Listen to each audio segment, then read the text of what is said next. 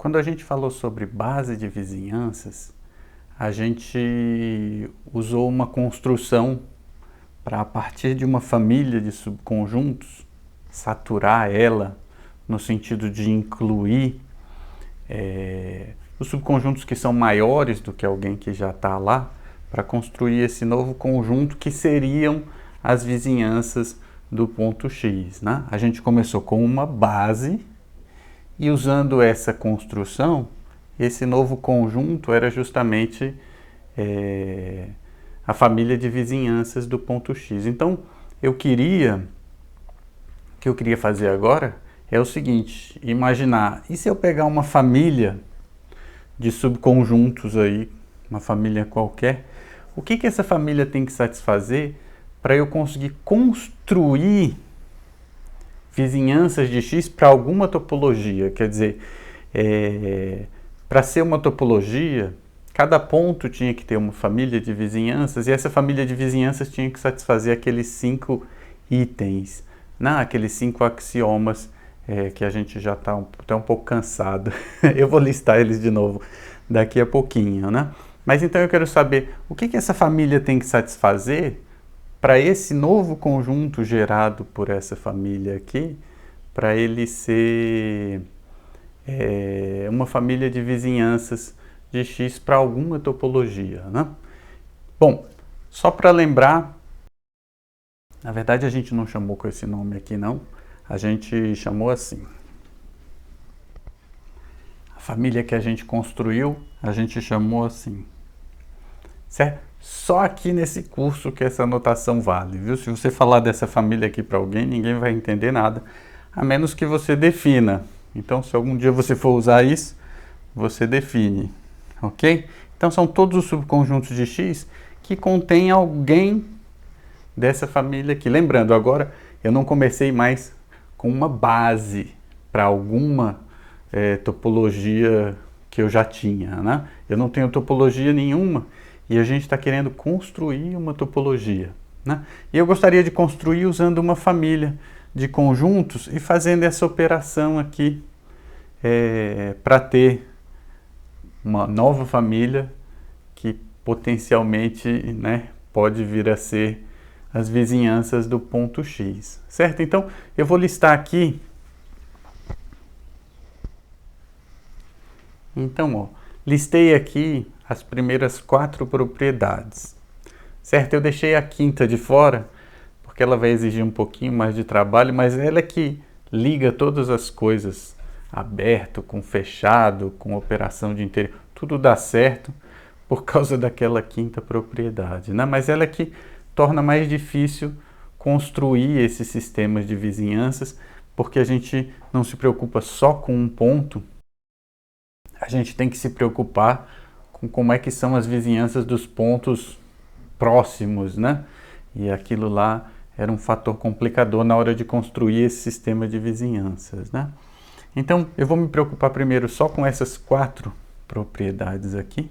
Eu mudei um pouco de ordem, porque essa ordem aqui é um pouquinho mais natural, eu acho, para listar.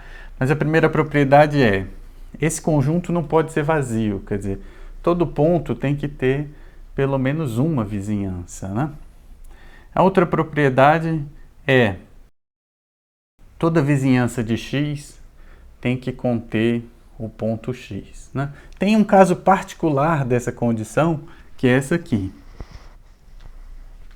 O vazio não é um elemento de V de X, né? Quer dizer, se toda vizinhança contém o ponto X, nenhuma vizinhança é vazia, certo?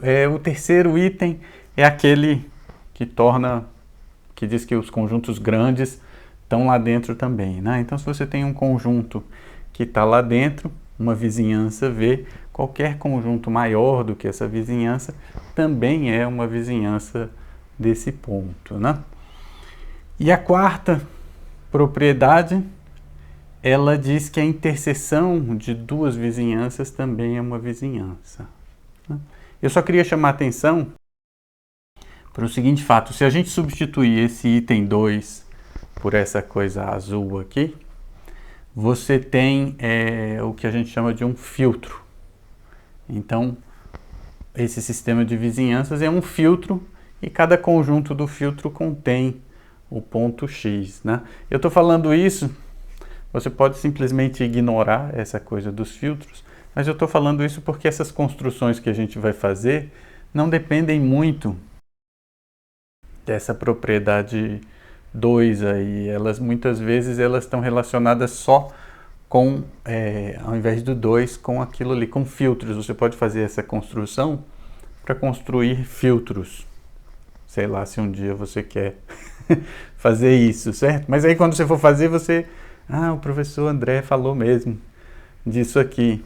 Ok? Tem esse conceito de filtros e dá para fazer tudo de topologia com filtros, né?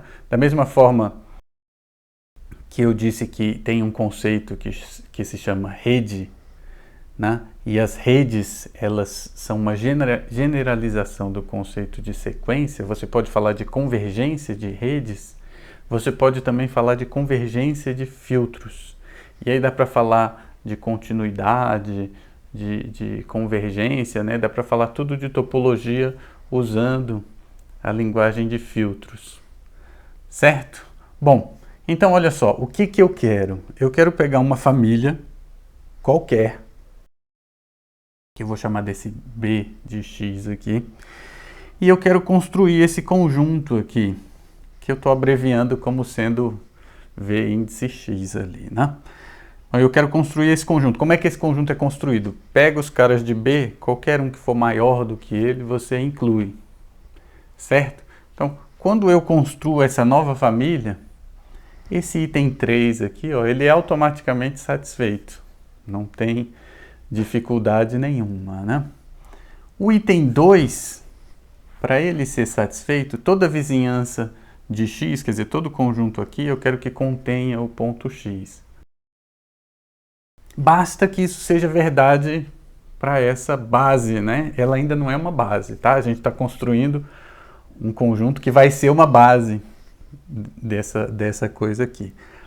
Mas basta que cada B desses aqui contenha o ponto X, porque aí o cara que é maior também vai conter o ponto X. E claro que se eu fizer essa construção, os elementos que já estavam na família, eles continuam na família, né?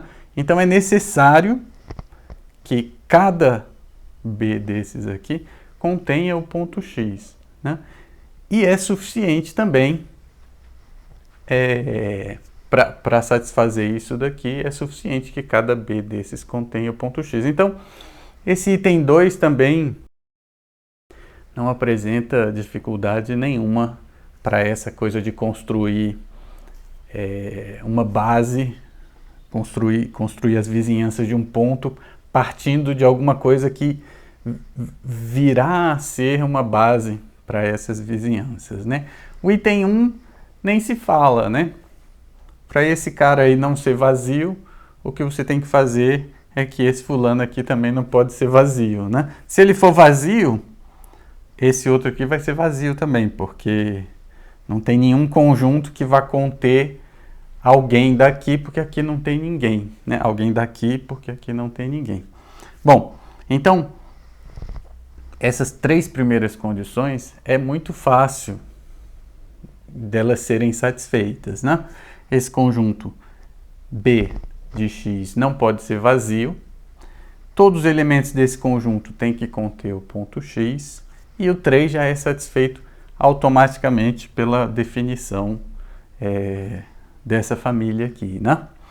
A dificuldade é o 4º item. E o 4º item é a condição que a gente vai ter que impor de verdade nessa família B de X aí, para que ela seja base desse filtro. Com essas 4 coisas satisfeitas, a gente vai ter construído um filtro, e para esse filtro, esse B de X vai ser uma base, né? Vai ser uma base por quê? Pela própria definição do V de X, né? O V de X ele é definido assim, olha, se esse negócio aqui satisfizer essas 4 coisas, o B de X vai ser uma base, certo? Porque ele é uma base quando? Quando isso aqui é igual às vizinhanças de X, certo?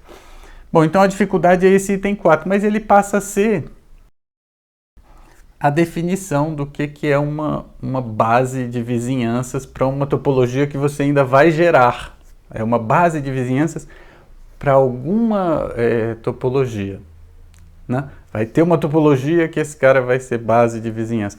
No caso aqui nosso, não é vizinhanças ainda, porque não tem o item 5, né? Mas vai ser uma base para algum filtro. Então, esses 4 itens aqui, se satisfeitos, esse conjunto V de X vai ser um filtro. Então, eu ainda não tenho a topologia, eu ainda não tenho o filtro de vizinhanças, né? Eu ainda não tenho essa família de vizinhanças. Eu vou passar a chamar esse cara de filtro de vizinhanças. Então, a gente ainda não tem o filtro de vizinhanças. Eu quero construir usando esse tipo de construção aqui. Partindo desse conjunto B, eu quero construir um filtro que vai ser de vizinhanças quando satisfizer o item 5, certo? Mas para eu construir um filtro, eu só preciso desses 4 itens. Os 3 primeiros, o terceiro é satisfeito automaticamente para qualquer família de vizinhanças B de X. O segundo, ele vai ser satisfeito quando todos os elementos de B de X contiverem o ponto X. E o primeiro vai ser satisfeito se eu pegar uma família B de X não vazia, certo? Isso é fácil. O quarto vai ser satisfeito se ele for satisfeito. É mais ou menos isso. Por quê? O que eu quero? Eu quero que, se eu pegar a interseção de 2 elementos em B de X, a interseção de 2 elementos, essa interseção, esse novo conjunto, não precisa estar em B de X, mas ele vai ter que estar aqui, né? Em V de X, certo? Então, eu peguei 2 elementos, fiz a interseção. Peguei 2 elementos daqui, ó. Fiz a interseção. Essa interseção não precisa estar aqui. Ela precisa estar aqui. E para ela estar aqui, o que acontece? Vai ter que ter alguém menor, certo? Só para dar espaço, eu vou apagar aqui. Então, olha só, o que esse B de X precisa satisfazer é isso aqui, né? Se eu pegar 2 elementos ali e fizer a interseção, vai ter um elemento que está contido nessa interseção, né? O que isso significa? Se você pegar 2 elementos daqui e fizer a interseção vai estar em V de X, certo? A ideia é essa. Fica como dever de casa você mostrar que se isso aqui for satisfeito, a interseção vai estar lá para todo V e W aqui em V de X, né? Porque eu peguei aqui, né? Fiz a interseção e mostrei que a interseção vai estar lá. Você vai mostrar que se você pegar 2 aqui, a interseção vai estar lá, certo? Mas o que essa família B de X tem que satisfazer é isso, ok? Eu quero só dar um exemplo para vocês de como que pode ser essa família B de X. Ah, não, antes disso, só uma observação. Uma maneira fácil, não é necessário, mas uma maneira fácil, não é uma maneira necessária, uma maneira fácil de você garantir que isso daqui é satisfeito, é fazendo com que isso seja satisfeito para todos os elementos de B de X, né? Então, em particular, se esse conjunto for fechado por interseções finitas, quer dizer, quando você faz interseções finitas, essa interseção finita está lá dentro, certo? Se esse V de W tivesse lá dentro, isso já era suficiente, né? Então, se você está construindo uma família e você ainda não tem essa propriedade aí, pega as interseções finitas e põe lá dentro, que você vai ter uma família que automaticamente satisfaz isso.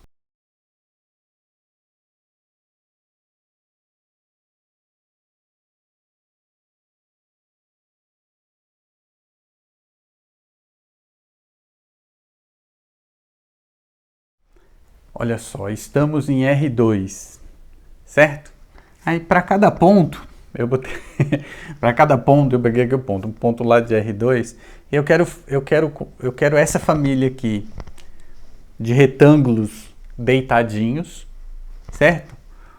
Esses lados do retângulo, um lado é o triplo do outro, ou embaixo ou do lado, certo? Ou na horizontal ou na vertical, ok? Essa família, ela satisfaz tudo que a gente quer, ela não é vazia, certo? O vazio não está lá dentro, porque eu não escrevi aqui, mas epsilon é maior do que zero, né? O vazio não está lá dentro.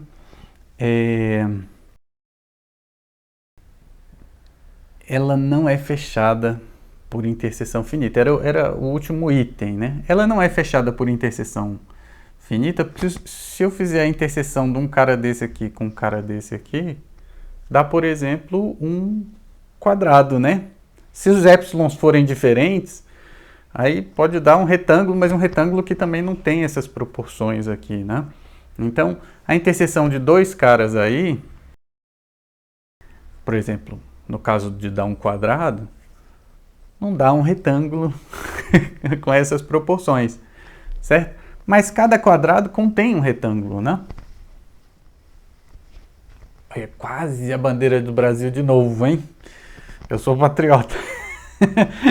Então, olha só. Um quadrado contém um retângulo. Na verdade, qualquer coisa que você deformar aí, qualquer interseção desses caras, pode ser dois épsilons diferentes, no final vai ter um retângulo lá dentro. Inclusive tem dois, tem um em pezinho e um deitado, né? E qualquer um menor também está aí dentro. Então, essa família, ela não tem a propriedade de... ela tem a propriedade de interseção finita. Ela não é fechada por interseção, porque a interseção de duas pessoas de lá pode não estar lá, né? Mas ela tem essa propriedade aqui, ó. A interseção contém alguém, né, que está lá. Então, a interseção, se der esse quadrado aqui, vai ter um retângulo lá, ou seja, vai ter um elemento lá, né? Certo? Então, isso é um exemplo que precisa, né, que precisa usar essa coisa aqui, ao invés de simplesmente... Se você está construindo uma família, você pode simplesmente tomar todas as interseções finitas e aí está tudo certo. Você consegue uma família que satisfaz isso, né? Mas se a família, por algum motivo, já lhe foi dada, aí você quer saber se ela é base para algum filtro, o que você precisa ver é se ele satisfaz isso daqui e se tem a propriedade de interseção finita, né? Quer dizer, a interseção de conjuntos aí não pode ser vazia nunca. Nesse caso não é vazia, porque todos os conjuntos contêm esse ponto aí, né? E aí, exercício para você. A topologia gerada por isso aqui, as vizinhanças de qualquer ponto aí, são exatamente as vizinhanças da topologia usual de R2. Eu acho. Se não for, você mostra que não é, mas eu tenho quase certeza. Certo? Então, a topologia usual de R2, que eu digo é com a norma euclidiana, então são as bolas, né, os círculos, tem a métrica lá, você tem os círculos, que são bolas pra gente, né? E eles geram a mesma topologia que esse carinha aqui. Isso aqui deixa uma questão, né? Se eu tiver duas famílias, né, um B de x e um C de x aqui, que possuem essas propriedades, quando é que elas geram o mesmo filtro? Isso é uma pergunta. Você tem duas famílias e eu quero saber quando que essas duas famílias geram exatamente o mesmo filtro, o mesmo conjunto V de x, né? Essa é a pergunta que você tem que responder para dizer que esse cara aqui gera a mesma topologia que a métrica euclidiana, porque na métrica euclidiana, o B que entra aqui são os círculos, né? Na norma do máximo, o B que entra aqui são os quadradinhos, né? Certo? E aí, nesse caso aqui, não são quadrados, não são círculos, é um pouco diferente, mas todos geram a mesma topologia. A norma do máximo em R2, a norma euclidiana, a norma da soma, né? Todos eles geram a mesma topologia. Por quê? Certo? Essa é a pergunta. O que essas famílias que geram, como base, essas famílias que geram esses sistemas de vizinhança, o que elas precisam satisfazer para elas gerarem o mesmo sistema de vizinhanças, né? Certo? Bom, deixa eu apagar.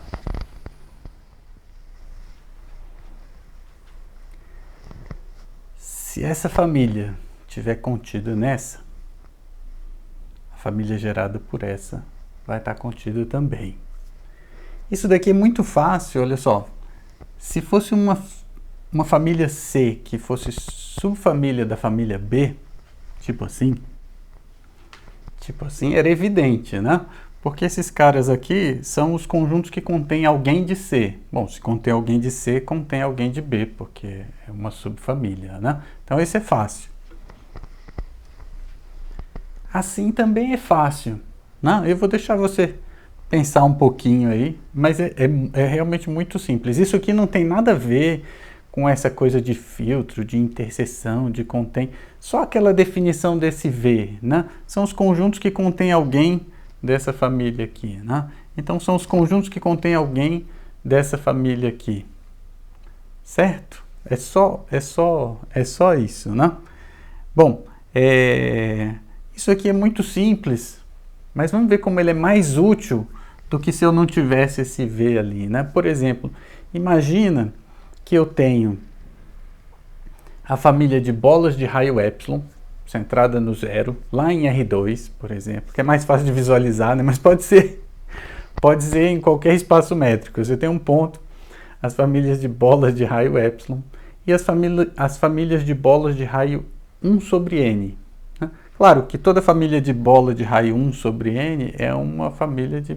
Está contida, as bolas de raio 1 sobre n formam uma subfamília das bolas de raio epsilon, certo?